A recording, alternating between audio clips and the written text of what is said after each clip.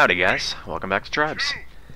Not quite sure why I said howdy, but I'll let it slide this time. A little bit of a shorter match this time, which is okay by me. I'm not sure about you guys, but 20 minutes of Tribes footage gets a little bit difficult to commentate over. So, because this is a shorter one, let's get right to the point. I'm playing Soldier, and today we're basically going to be talking about the dual Spinfusor setup. No, not the twin fusor, but Spinfusor and spare Spinfusor. Two fusors, as I call my loadout. This is something that's pretty dang powerful, actually. A lot more so than most people would probably realize. Basically, the only difference between the spare Spinfusor and the regular Spinfusor is that the spare Spinfusor does less damage on a direct hit. So, while the regular Spinfusor is going to do about 1,000, the spare Spinfusor is only going to do 660, which means it's quite a bit weaker in the direct hit department. However, the splash damage and the radius are the same. So for that reason, you can essentially just treat it as another Spinfusor. And there you go. As you can see, it still gets the job done, even though it only does 660. Now, the main trick that I've found to using this setup, and this sounds obvious, but most people when they use this setup will just sort of fire both shots right away. What I've found is that you actually want to aim. Again, that sounds really obvious, but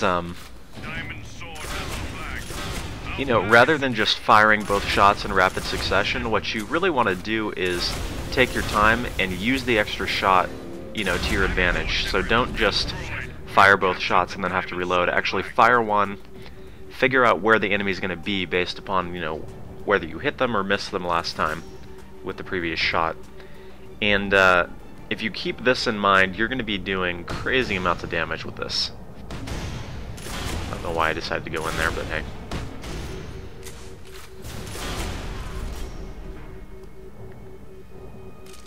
Now, this is a great weapon indoors as well because you saw taking out the turret earlier.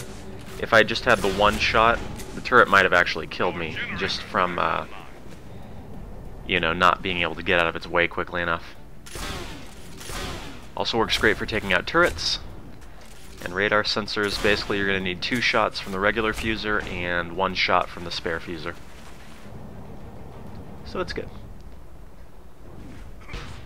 But you'll see what I mean about taking your time and aiming with it right about here. This poor guy had no idea I was even there.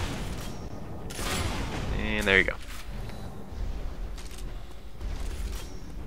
And it allows for a lot of sneak attacks like that as well. If they don't know that you're there, getting those 2 attacks quickly like that, very, very handy.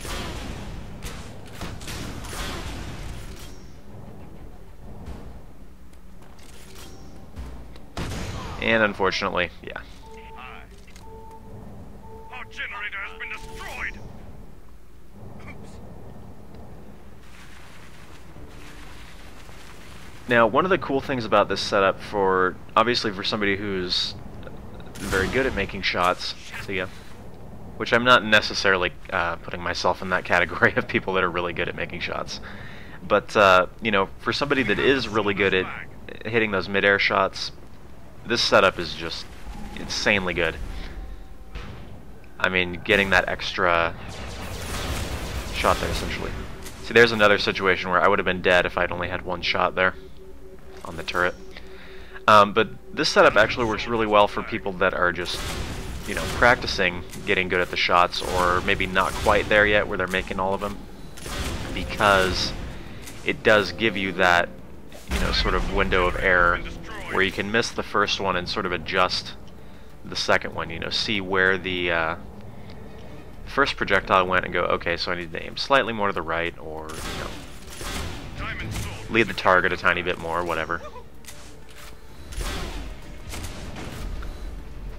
It works very, very well. For pure combat ability, this is one of my favorite classes, or one of my favorite setups, rather.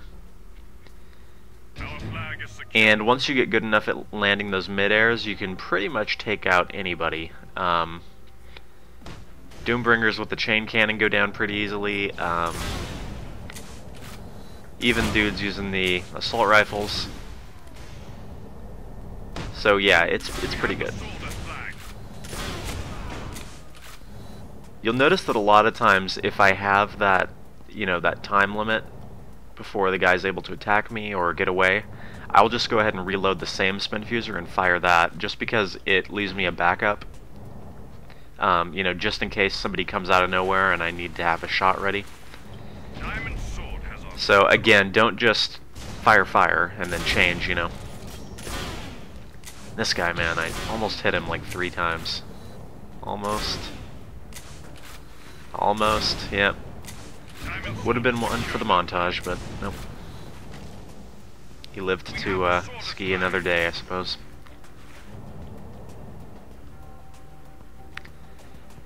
Now, that's mostly what I have to say about this setup. It's pretty straightforward, honestly. Just aim, pick your shots, and reload as much as possible, just to give you that safety window. As far as other things that work with this setup, I like to use Quick Draw, just because it lets you switch between the fusors faster. You can use Quick Draw and it works really well. The only problem with that is that you don't get Survivalist, but I found that most of the time that that's okay, just because you can do so much damage quickly. If you're in a one-on-one, you're most likely going to be able to win, and then you can just sort of heal after that, like so. So don't you be bringing those pistols around here, boy. Don't you be doing that. We have captured the diamond sword flag. See what I mean? Like that. Just pick your shots, and guys will go down. Anyways, Quick Draw recommended. Otherwise, Survivalist is always good. As far as the other perk that you can use, I usually throw on Safety Third with the what's it called? Proximity Grenade, the one that explodes on contact. You can get some airmails with that at close range, and it basically can, function as a second, or rather a third shot, because it comes out pretty quickly. I don't think I do any of that in this match, but I've been able to nail it fairly consistently. So, say you take your 2 shots and the guy's flying in your face, just chuck a grenade at him. It works reasonably well. As far as the energy pack or the utility pack, or whatever the other one's called, I usually go with the energy pack whenever I'm using Spinfusor as my primary, just because it's going to let you stay in the air a little bit longer and adjust your trajectory a little bit better. So, you can do those sort of moves to throw people off a little bit.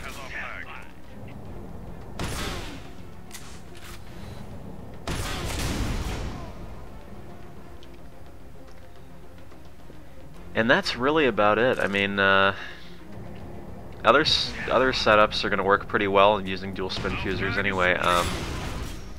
You can throw on the anti-personnel grenade just to do crazy amounts of damage if you need to. Or you can, just use the regular grenades, whatever. The other grenades tend to work better when you're trying to escape, or when the enemy, hasn't noticed you. The proximity grenades, again, less damage, but the ability to get them to explode on contact is pretty handy. There's a mid-air grenade. 620 is pretty respectable. I mean, that's almost the same amount as the spare Spinfusor.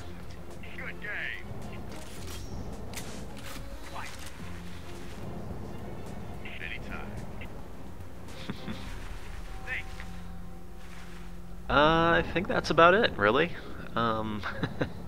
This is currently my favorite setup as Soldier. I feel that it works the best for me.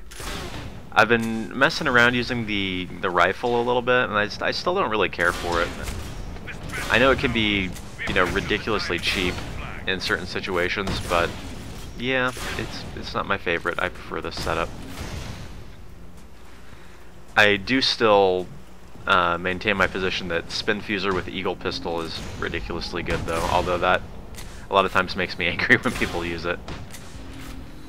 Take a couple shots with the Spinfusor and then just try to cheese you to death with the pistol because, you know, they can't quite make the shots.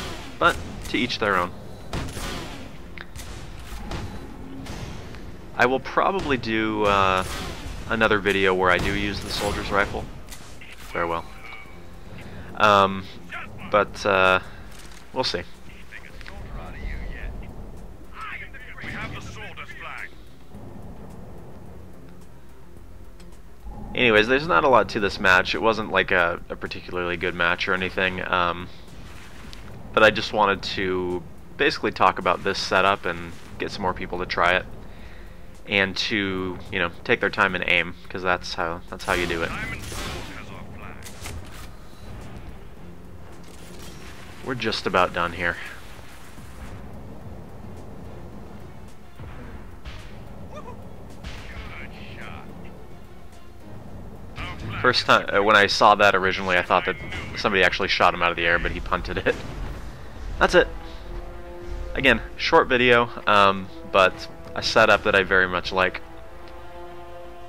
Final count: 14 kills, 1 death, 5 mid-airs. Not terrible. I'll see you guys next time.